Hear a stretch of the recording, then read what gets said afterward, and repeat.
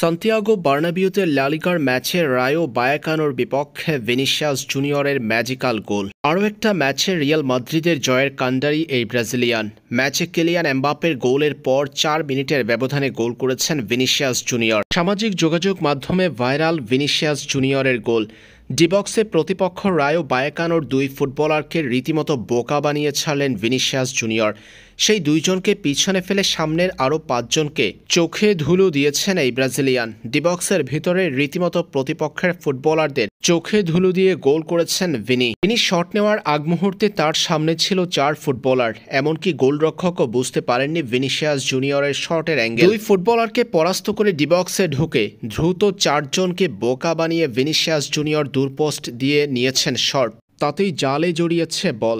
এদিন রায়ো ভায়াকানোকে ২-১ গোলে হারিয়েছে রিয়াল মাদ্রিদ। রিয়ালের জয়ে কার্যকরী ভূমিকা পালন করেছেন ভিনি।